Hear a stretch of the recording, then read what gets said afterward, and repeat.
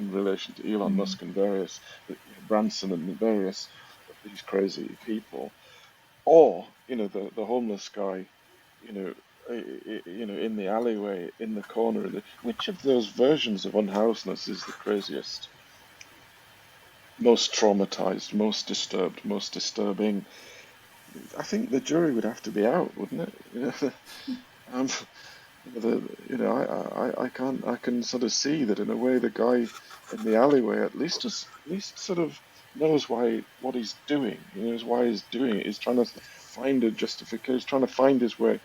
The idea of an endlessly deferred, shove it into the future, shove it into the into outer space, go and colonize another planet without learning anything about the failure of colonization on this one, it is a bit mad. Hi, I'm Naomi Murphy, and this is the Locked Up Living podcast, where we talk with a wide range of people about harsh aspects of institutional life. We also explore some of the ways to overcome them and to grow and develop. I'm David Jones. So join us every Wednesday morning, 6 o'clock UK time, for a fresh podcast.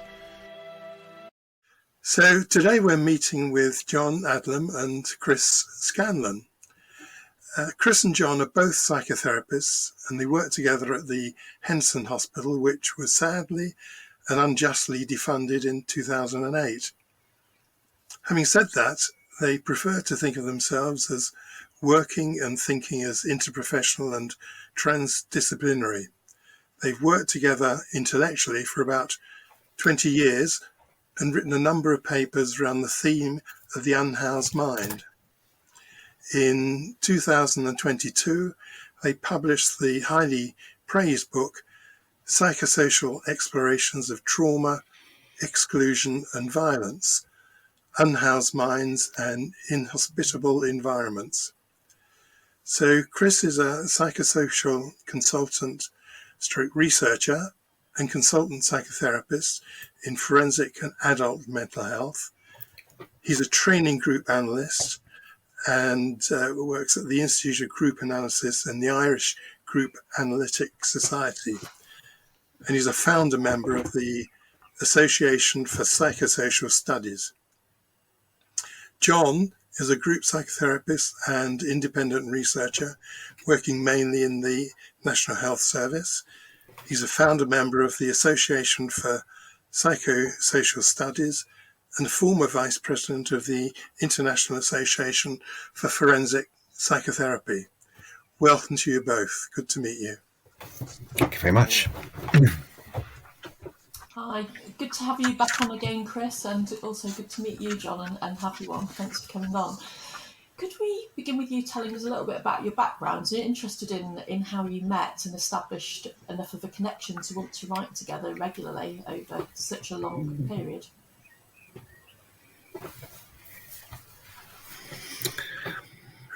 Who wants to go first? Otherwise, it'll be like a group meeting. Yes. So you as you've mentioned, we met at the working for Henderson Hospital. So I joined the Henderson outreach team in 2001. Chris was already there, been there a few years before, and the outreach service had a very particular role of consulting to, as we started to think about it, of kind of consulting to the out-group and its relationship to the in-group, by which we mean specifically that people referred to the therapeutic community for the year's residential treatment had to work out whether they wanted to present to a selection group of the community to be taken into the community. And the outreach, one of the tasks of the outreach team was to help them think about whether they wanted to come in from the cold that far, or whether that was maybe just not the right thing at the right time. And so I guess I joined Chris in that project, and that's how we started thinking together about the sort of mad offer that we were making. Hey, come out from your place wherever it is you're holed up, come halfway across the country for a year, no individual therapy, everything's done in groups, woken up any time of day or night for community meetings at the drop of a hat. No medication, no coercion. How about it? And learning something about the madness of the offer was we were making, as well as the importance of it, was some part of how this all started. Well, as you were talking, I was just thinking you probably have to be quite an unorthodox person to go and work in that environment. Actually, from a practitioner's point of view, it's not mainstream psychiatric services, is it? And I wonder if that says something about the character of both of you, that you were suited to work in this kind of service. Does that set you apart in some way and suggest that you'd have something in common at least?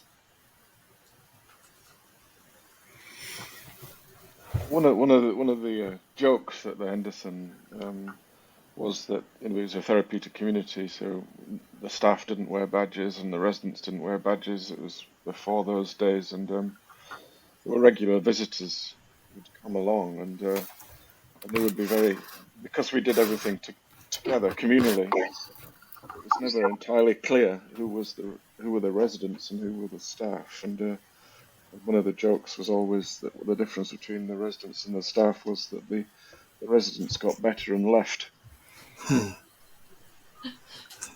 And I always thought that was saying something about, the sort of madness required, or the challenge required to not leave. And in a way, I don't know whether you stayed. Many of the staff, I think, probably stayed a bit too long anyway. But it was something about recognizing that you were bringing something of yourself, and that needed to.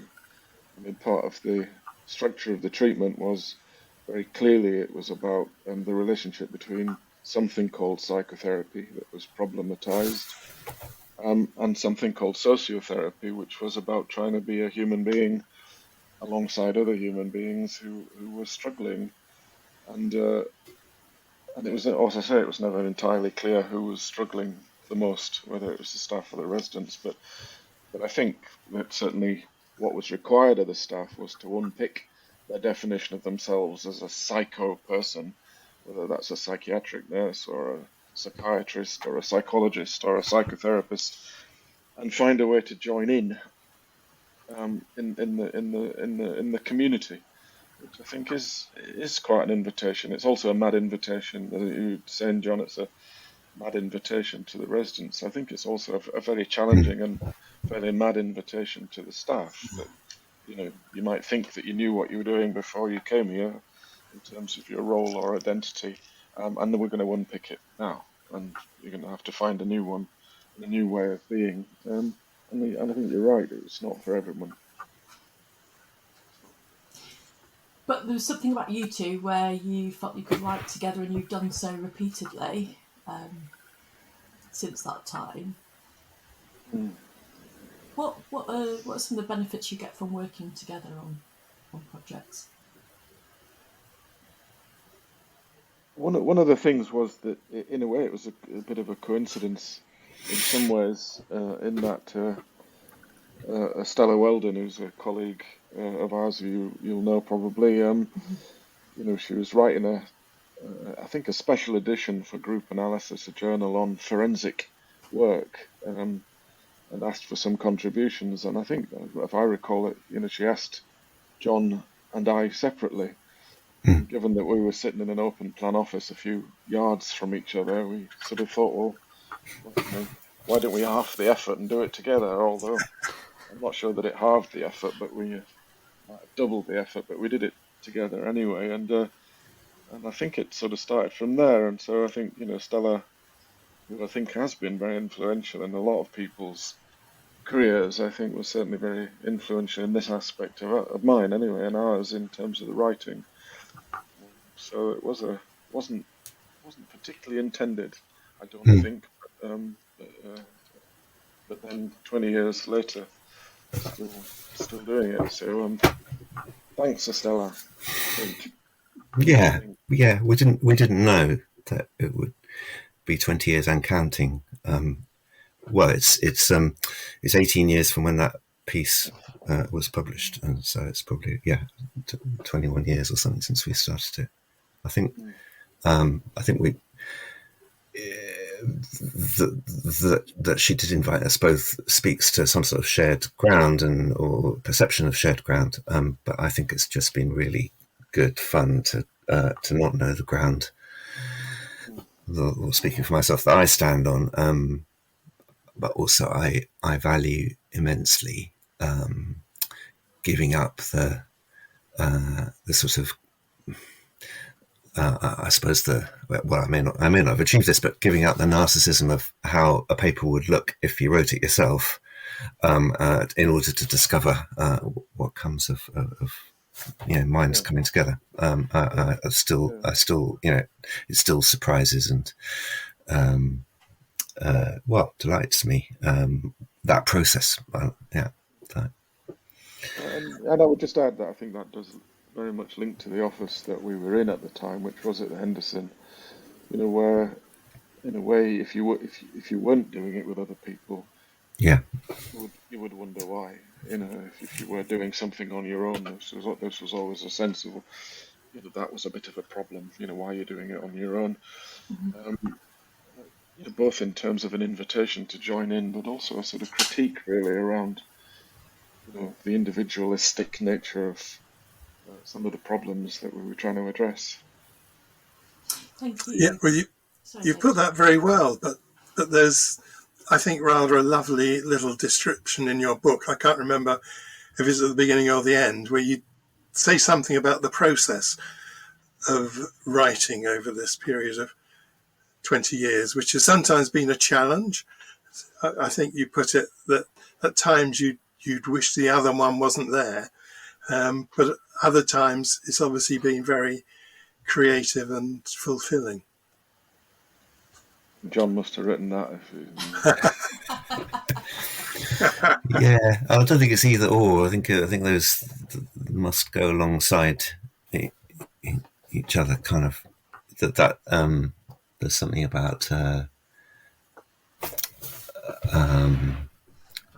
we there's a particular theme about kind of disappointing and how we might kind of disappoint each other in what we do with each other's drafts and that sort of at that sort of level, but also of I don't know. This sounds like I'm saying we've got this right, but I have no idea if we've got this right. But a sort of practice of not knowing how it's going to turn out is sometimes a bit of a white knuckle ride. But yeah. Thank you. And I suppose we've established that there's some similarities between you in terms of your tolerance of a less commonplace work environment. But for our listeners, I think they might find it quite interesting to have a bit of insight into what the difference is between the group analyst and the group psychotherapist. It's different trainings, isn't it? And I think you can help me understand the different approaches. I think people would probably find that useful. Shall I have a go at that one? Go on. I think one of Freud's ideas about the narcissism of small difference, I think, comes into play in that to all intents and purposes, I don't make any particular distinction between group work in terms of a way of thinking about how to be in a group, regardless of where that group happens to be.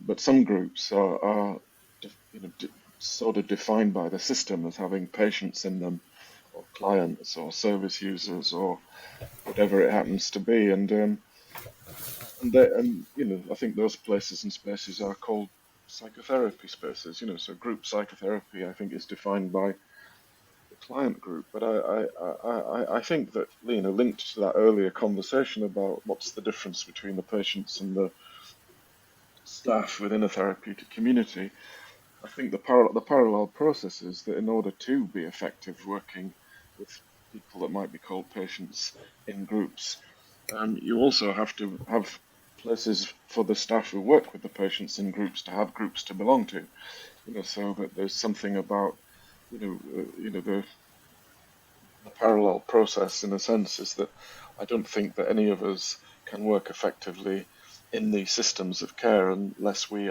as workers, have places and spaces to be. And if we think about that, group analytically, then you don't call it group psychotherapy. You would call it group work or reflective practice or organizational consultancy. But I think the same skills and same attitude has to be brought to bear.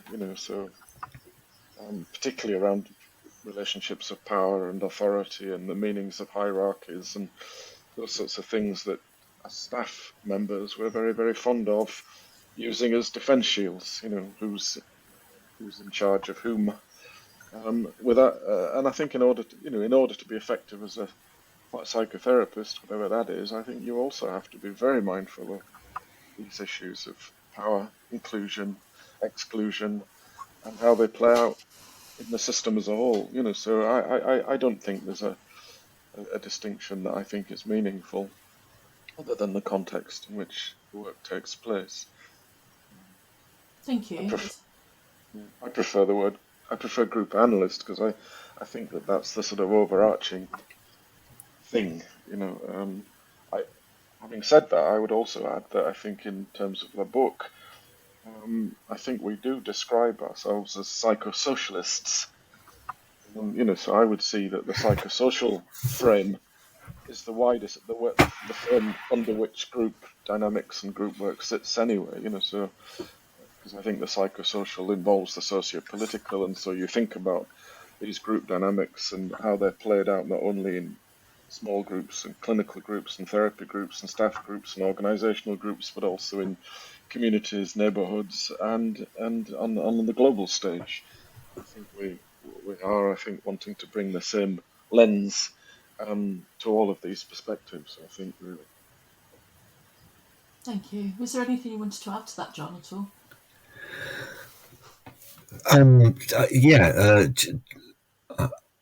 I think just to say that it's been interesting quite how often it's sort of suggested or presumed that we've got an axe to grind about more psychotherapy or even more group psychotherapy, whereas this book is not about that at all. That psychotherapy might be some small and secondary part of the societal response to the sorts of things that we're trying to get a grip on, but we don't have those axes to grind, and those, and even the question, what's the difference between a group psychotherapist and a group analyst, which is if it's a patient that's asking that in private practice, of course must get a full answer about the training and so on, but in the wider sense, it just speaks to some of the kind of guild wars that get in the way of the societal response, really, to the difficulties we're trying to describe and work with in the book.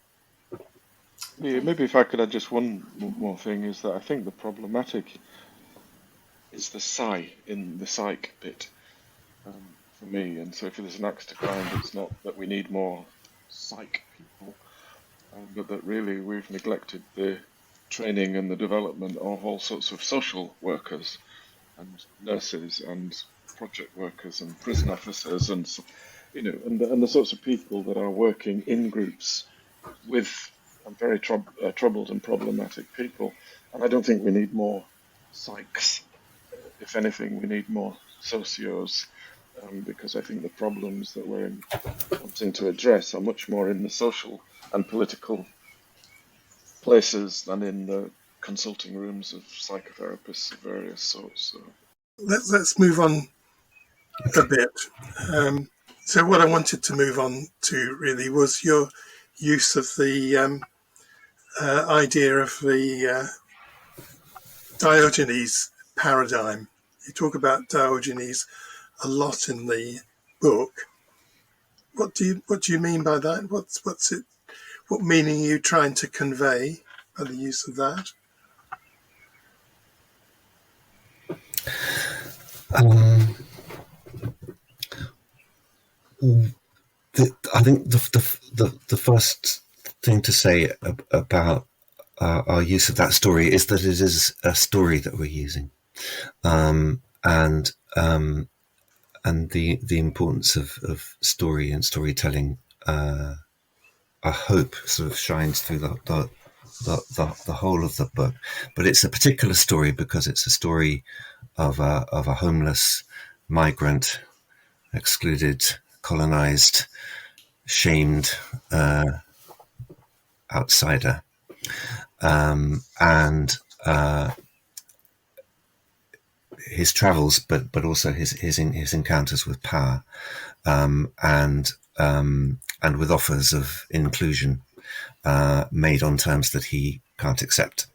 And so we I suppose trying to play with telling a story underneath the story, for what the received story of the ancient traveling philosopher tells us about the psychosocial dynamics that we're trying to address. So when we rather grandly say, well, here's a paradigm, all that we mean is that if you take the key elements of this story and use it as a sort of grind it into a lens in which to look at problematic areas in the field of health and social care, but also just at the global scale, in all the different scales of group activity in Gaia, you can look at all these difficulties through this lens, and hopefully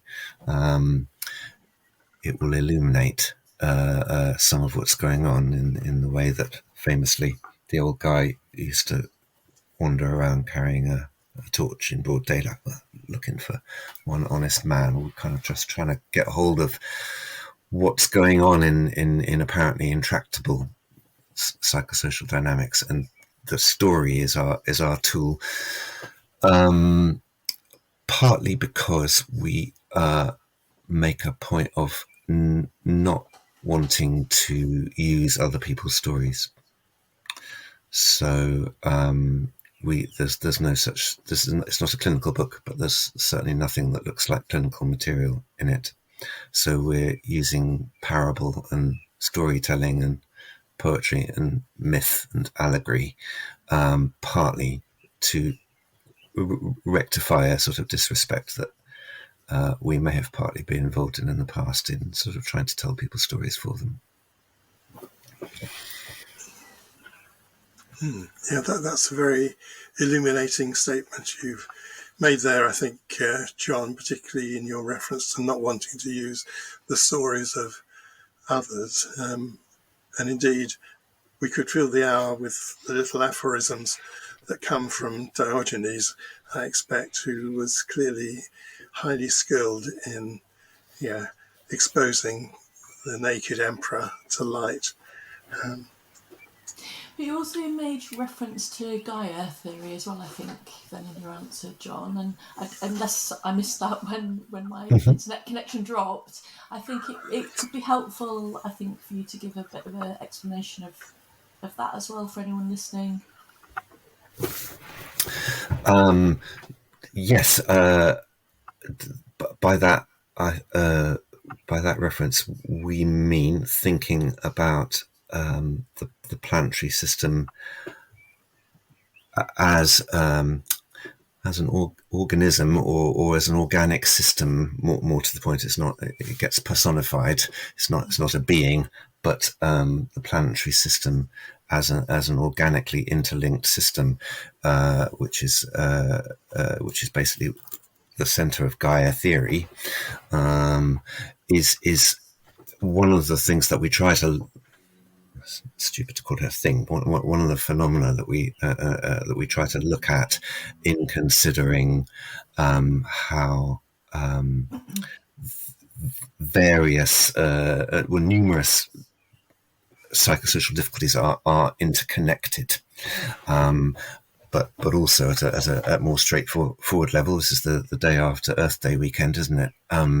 We are in the Anthropocene age, where human action is the major driver of geological change, and the Gaia system is colossally destabilized by our activity, although it will restabilize itself better than perhaps we will be able to.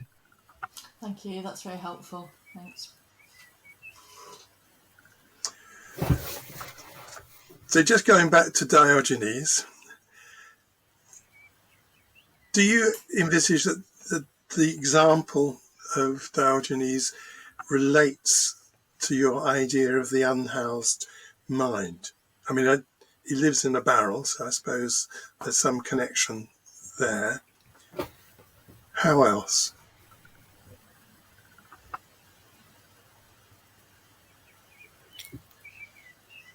I suppose I just if I just take that up in a way is that it's about maybe what I think we're trying not to say, and I think what I think anyway we're trying not to say, I think, is that if we understand the world in relation to that some of us are unhoused and others of us are securely housed, then we perpetuate a sort of relationship between problematic subgroups, if you like, because in a way, if we together aren't housed together within the planetary system, or whether it gets called Gaia or whatever it gets called, then there is a disharmony in which no one is housed securely. So an injury to one is an injury to all, as it were, in that sense. So I think, and that's where I think we're trying to move away from descriptions or definitions of individual psychological trauma as guiding the narrative or the story, but really thinking that what guides the story of the unhoused minds is the inhospitable environment. So the relationship between an environment that is not housing, not hospitable, not conducive to connectedness and relatedness, and those sorts of ideas that John, you were just evoking, unhouses us all. And I think sometimes there is a sense in which get mistaken to be saying that there are traumatized individuals who we the less traumatized people need to feel sorry for, whereas in a way we need to think about the ways in which we're all trying to negotiate an inhospitable environment in ways that's unhousing of all of us all of the time, and that to try and break down that us and themness. So I think it's more in a way, if you put the foreground the unhoused minds or foreground the inhospitable environment, it is somehow trying to sort of say that in that gestalt you can't look at one without the other, and if you look at the inhospitability, inhospitality or hospitality, or as you might have it, then we're all unhoused one way or the other. And do you Thank you. see psychologists, psychotherapists, group analysts, mental health professionals, people working in psychological ways of working, do you see us as having a particular responsibility for helping people understand that perspective? Beyond that of other members of society, I meant, do we, as people working in psychological ways of understanding the world and people, do we have a particular responsibility for taking on some of these issues and trying to affect change in a different way to other members of society? Well, one of the things in the book that I think sort of highlighting really is that many of us, particularly perhaps those who identify as psychologists and psychotherapists, need to get out more. That's a sort of central invitation, really. Come out of the consulting room, come out of the manual, come out of the three-letter acronyms, DBT, CBT, MBT, and all the others, into much more of an engagement, with other members of the multidisciplinary team, for instance. To imagine that, we're working, if we're going to work effectively, we have to work together. And there's various papers that come to mind. There's a nice paper I liked, the other 23 hours, working on residential settings, psychotherapist comes, does their hour of, intense intervention. Meanwhile, the prison officers, the nurses, the residential social workers are looking after very difficult, traumatized people for the other 23 hours. And so you think, well, where might you put your energy if you were looking at that as a metric? I think you probably want to think about the other 23 hours in a more detailed and in-depth way. Whereas, and I do think that increasingly we're living in a world that is psychologicalizing and individualizing and personalizing a lot of problems, which I think is well, we're saying in the book, is a psychosocial defense. It's a retreat. It's a retreat from the agora. It's a retreat from the marketplace. It's a retreat from conversations in public, so that conversations about what's going on go behind closed doors, whether that's psychologically or whether that's in financial industries and banking or politics or whatever. So much is not happening in public. So much is happening in private, behind closed doors, and that this is part of the problem. So the invitation is to all psychologists, psychotherapists, but also everyone else, really, to get out more, to engage more with each other, be part of the democratic process, if you like, the political process, be involved in community life, whatever that means. Think about and talk about the issues that are bedeviling society, whether it's the climate, migration, racism, war, and the list goes on. Rather than think that there is something important about talking to a small number of people for a very short time about their childhoods. Let's think, let's get some sense of proportion and balance, I think. And I think certainly I think we're quite strongly critical, either directly or indirectly, about the psych industry that privileges certain ways of working, certainly within mental health services, for instance. Yeah, we're also trying to think about what practice of equality looks like and feels like, and at that point, a question about privileging one or two professional guilds over voices of lived experience is kind of automatically a sort of status quo question. Right? So we kind of busy trying to talk ourselves out of having a professional role, and of course we attained this platform by having one. So there's a paradox, but the voices of lived experience are written out of many of the histories that we kind of receive, and to find where the conversations are, rather than feel that we've got some special authority to instigate them, is I think important part of what I want to say to that. How to how to come together in groupings and alliances and coalitions and communities, and find out what it is about taking up membership of those communities that is essentially human in a creative way. So whereas we tend to, I'm not complaining about the question, but we tend to get lost in that question. We tend to question what can we do, rather than what's to be done, I suppose.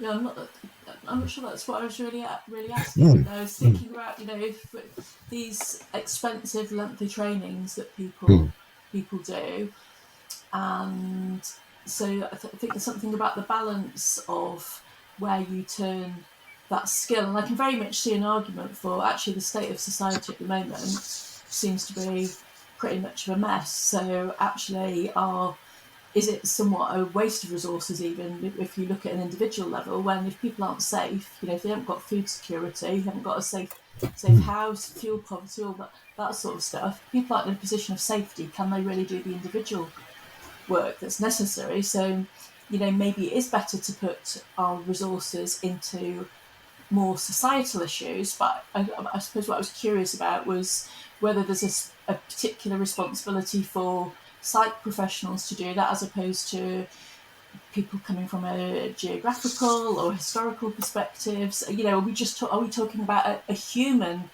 responsibility, or is there a particular responsibility for psych professionals to Yeah. shift their focus? And then what do you do with the individual who's extremely distressed, who is wanting something to help them with their own specific, unique individual needs at that point in time? Because I suspect that there are patients who wouldn't be very happy at the idea of, well, we're not going to work with you as individuals because we're busy trying to shape society in a way that's better.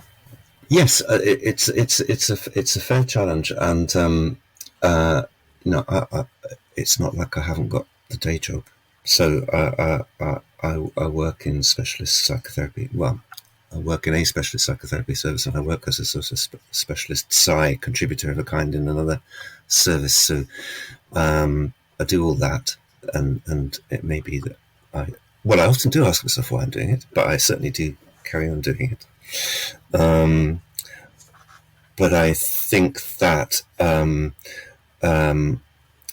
professions are kinds of organisations and institutions, and self-preservation becomes their primary task.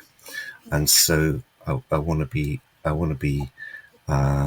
as humbly reflective about my own practice as I can, and try and catch where I am caught up in the privatizing of distress rather than the publicizing of distress. And usually to ask that kind of question is to find oneself not speaking out about the ways in which one is ethically compromised by the offer one is caught up in making within the system of care. Though the book is not just about the system of care. Yeah, I think there's another parallel though to the question. To my mind, is the metaphor of the colonial, taking over of somebody else's country is a bit like taking over of someone else's mind. The idea that the psych professions don't consider sufficiently the privilege and the power that goes with that privilege is akin in many ways, and maybe a direct consequence of the sort of whiteness and white privileging of white people who don't think about the nature of the privilege, the privilege that we have as white people.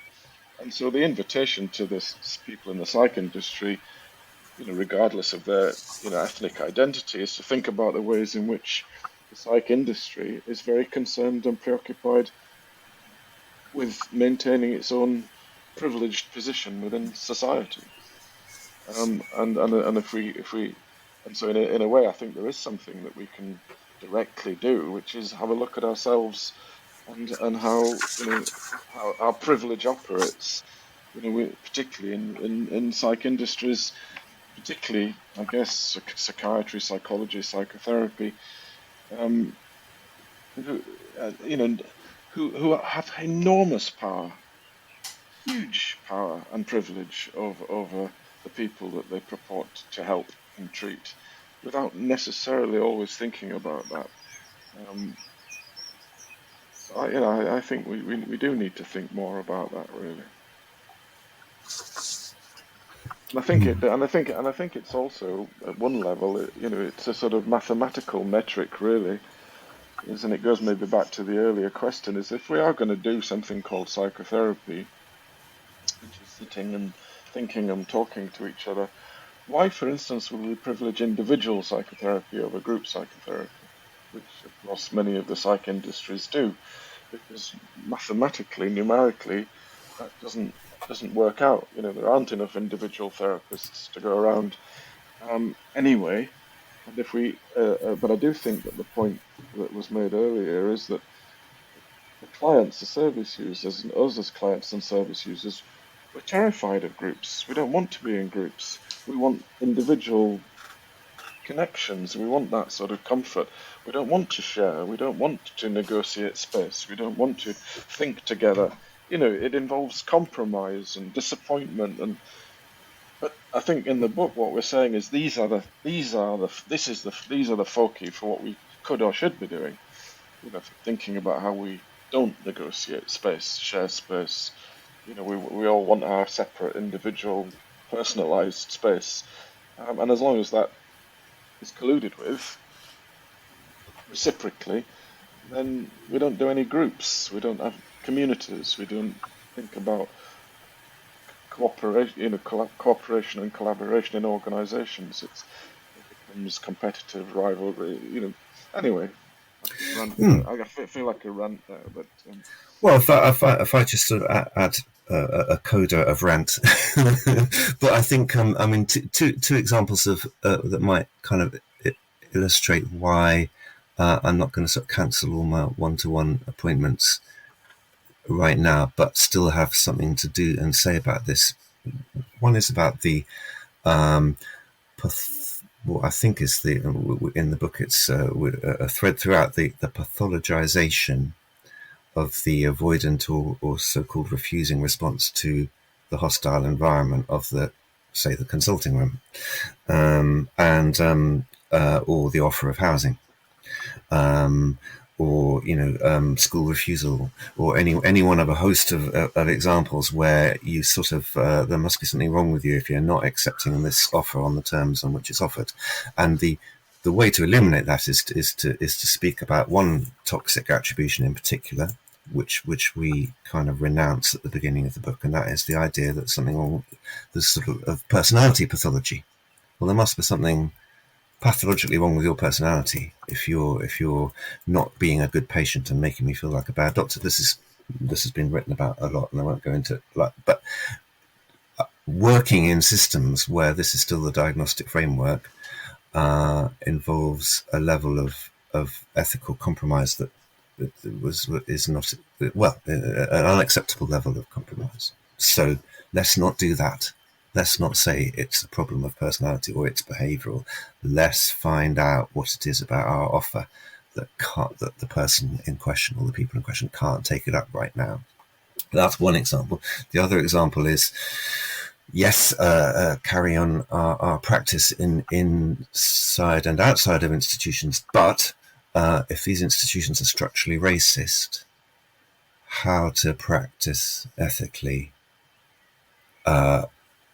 and not reproduce those relations of domination that permeate the system. Well, it's of course next to impossible not to reproduce it if you're taking a wage, a salary at the end of the month, as I still am doing from such organisations. But it does behove us to not just go along with it. So going along with stuff less and getting out more is at least some of where the conversation might begin, I think. Yes, I kind of see what you mean. I want to stress that the purpose of this conversation, in my mind at any rate, is because I think there's a lot of meat in your book.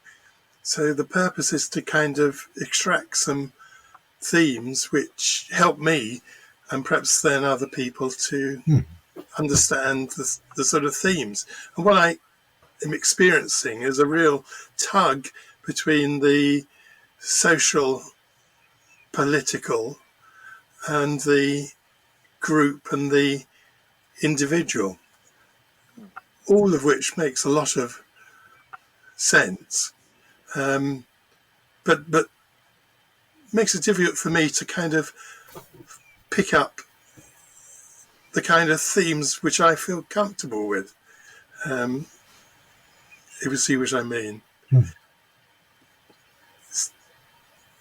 So I'm still wanting to know about this concept of the unhoused mind and how you think it affects. I almost hesitate to say it. Individuals. I mean, I think that's first of all to say I think that's lovely feedback, and if we're onto anything at all, then we are onto something unsettling. And if, as Chris was saying earlier, if we are all displaced or unsettled or unseated by the Anthropocene and the end times of carbon capitalism, or however we might frame it, and all our preconceptions are up for grabs. But if we're dissociated from that so as to survive it, then it will be unsettling to try and not dissociate from it. Okay, what is going on here? What's being perpetuated here? So that's the sort of the macro level. If settledness, in the sort of psychosocial sense, is a value located in a time when settledness was possible, then what? But I think to think about the individual, I think I mean, we talk about this in the book. The metaphor or the image of a housed mind is very familiar, and the language is sort of steeped with such images, and the literature, going back to Freud and Jung, well, going back to Greeks and Shakespeare, and going back a long way in English language, has house and home as places where one feels safe enough, and unhousedness is a state of being of feeling displaced from membership, of group and community membership that might feel like home. So that's the sort of starting point. And I could sort of pick it up a bit, in terms of, an unhoused mind, is that, I think we can often, locate it and locate the disturbance in particular places, particular people, particular types of people. And the association that came to my mind trying to sort of think about the extreme differences about how the lived experience of the unhoused mind, and which is the crazier version, if you want to, which is the more traumatized version. Which is crazier, the idea that if you spend billions and billions of dollars to build a space rocket to go and colonize Mars, because the Earth is so fucked that we can't live here anymore. But I'll be all right because I've got a space rocket and I'm going to colonize, which is actually happening, in relation to Elon Musk and various Branson and various of these crazy people, or the homeless guy, in the alleyway, in the corner. Which of those versions of unhousedness is the craziest, most traumatized, most disturbed, most disturbing? I think the jury would have to be out, wouldn't it? I can sort of see that in a way the guy in the alleyway at least sort of knows what he's doing. He knows why he's doing it. He's trying to find a justification. He's trying to find his way. The idea of an endlessly deferred, shove it into the future, shove it into the into outer space, go and colonize another planet without learning anything about the failure of colonization on this one, is a bit mad. So who's the more unhoused? As it were, the person who seems to have nothing, or the person who seems to have everything. And in that sense, I think the Diogenes paradigm that we're evoking in the book, one of the typical, the archetypal sort of relationships in the story, is the relationship between Alexander the Great and Diogenes in the barrel.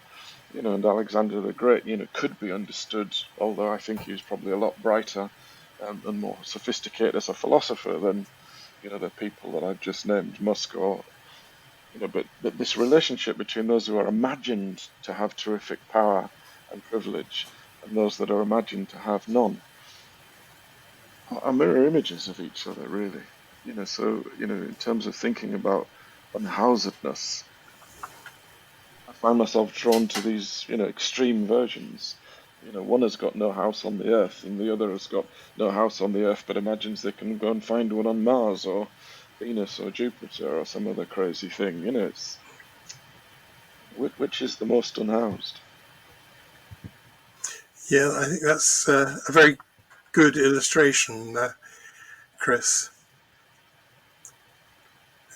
You use another terrific phrase.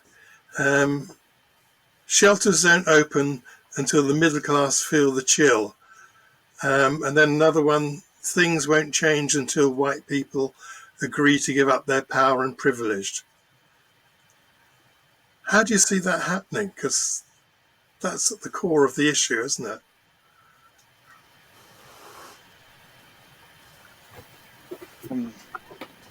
Well, I suppose that's phrase, isn't there, that turkeys never vote for Christmas. So the idea that that the privileged and the powerful will give up their power and privilege, I can't think of any historical examples where that's ever happened. And it may be over some negotiation, that there may be some peace agreement, some cessation of violence, Northern Ireland or South Africa or somewhere like that. But the war goes on, as it were, and I do, in the book, I think we do sort of I think we try to interrogate this quite closely. Is what can something be given up? Is there any willingness for anything to be given up, or does it have to be taken? Does it have to be, as it were, a war, a caesura that runs through society now and forever? Do we need violent revolution, and do we need people gluing themselves to the roads? Do we need, what is it going to take for people to listen, the powerful in-group to listen?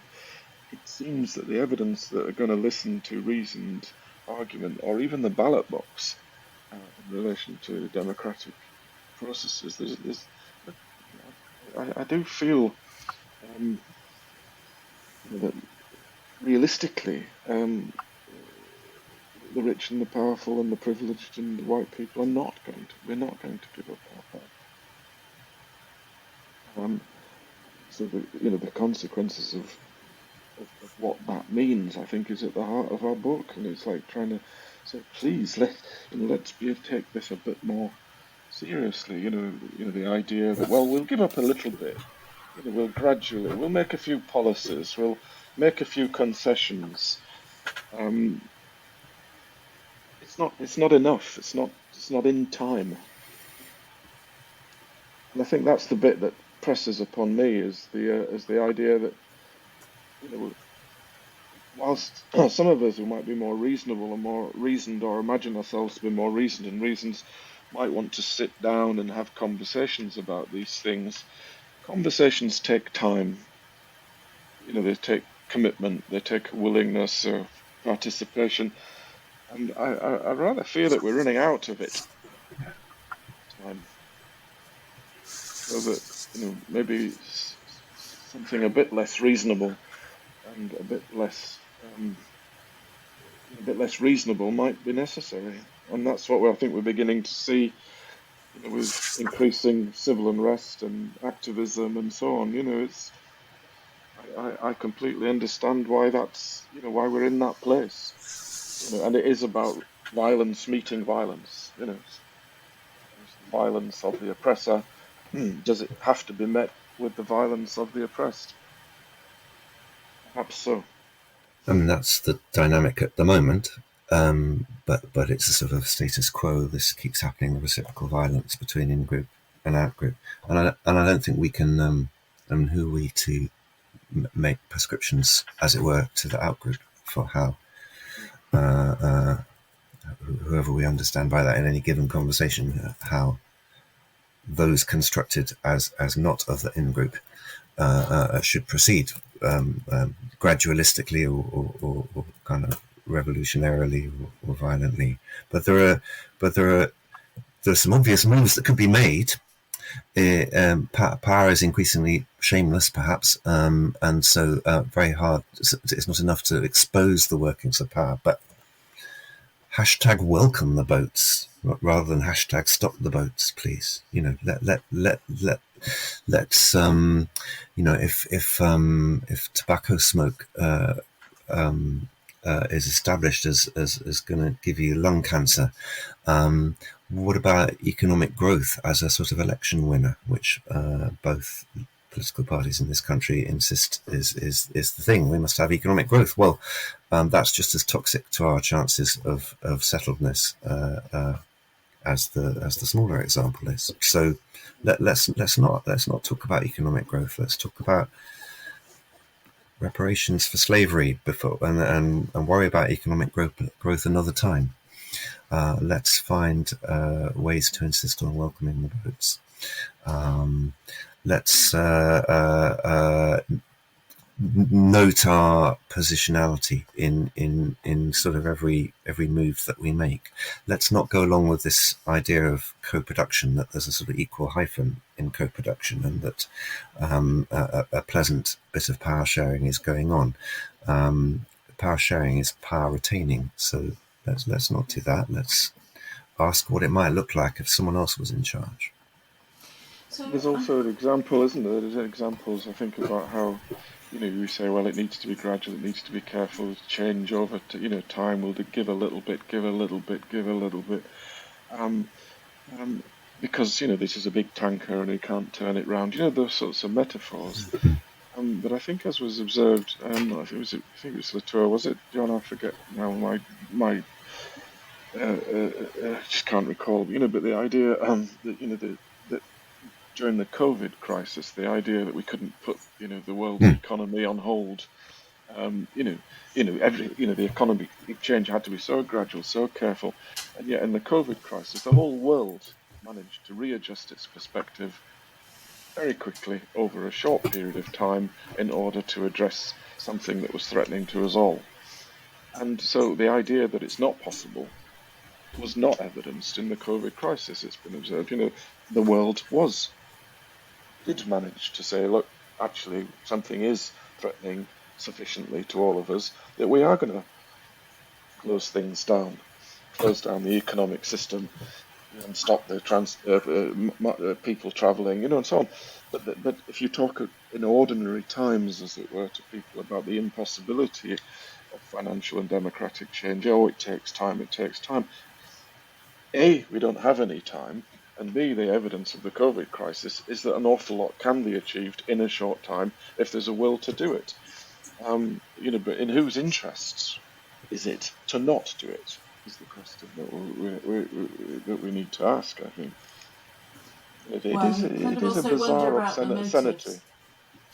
Do you kind of wonder about the motives, though, given that the government weren't obeying the rules that were put in place? Indeed, so the rest of the economy might have shut down, but the government's behaviour would suggest less buy-in from them. But I'm conscious of the time, and the kind of conversations I think a lot of people are having these days is about. I mean, you just used the phrase "power is increasingly shameless," John, and I think people are really being left quite aghast at what we see from the ruling powers these days, and conscious that digging into this and reflecting on it deeply to produce a book could be quite depressing material to be steeped in for a period of time. I'm just wondering how you've both managed to keep yourself present enough with the material to think about starting conversations.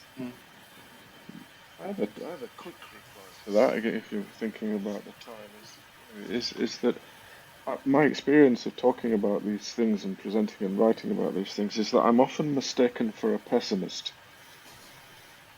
and I'm not. I'm certainly not an optimist either.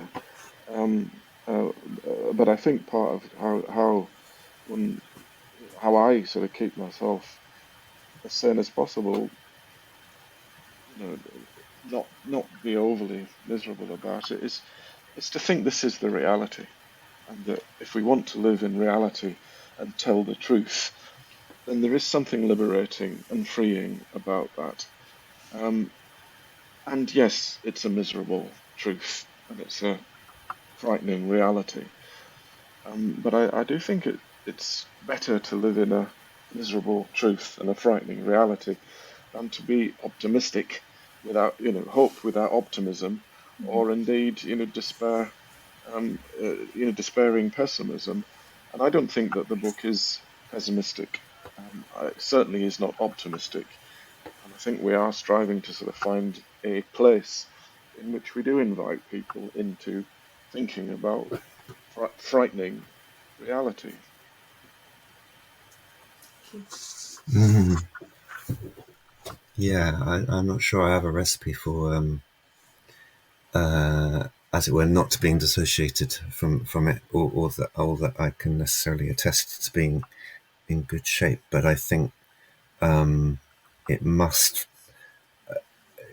It's a project with it's a long-term project with a lot of passion in it, and that is in itself sustaining. It's sustaining to be sort of take up membership of a kind of community of souls thinking along similar lines, and not be alone with it. And if it's if it is, I think it is hard work, just as the day job, is hard work. But I think that would be.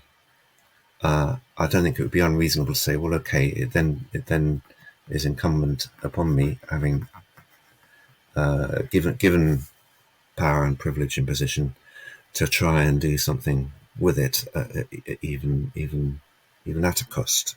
I don't know. That might sound vainglorious, but that thought sustains me. Yeah, Yeah. I think just to join in that, I think that word used, John, passion, because I think passion, etymologically, I believe, is the same root as suffering. So, and that's where we get patient from. So the passion, to be passionate is to suffer, um, but but to be passionate is important. So I think there is an invitation for radical, passionate hope, um, from which we will suffer, and do suffer, if you like. But what's the choice? Thank you. Yeah, that's a good place to end. But just to stress, this is a rewarding book. It's a book that's packed full of ideas, and we've only kind of scratched the surface here. So thanks very much to the two of you. Thank you. Thank you very much for having us.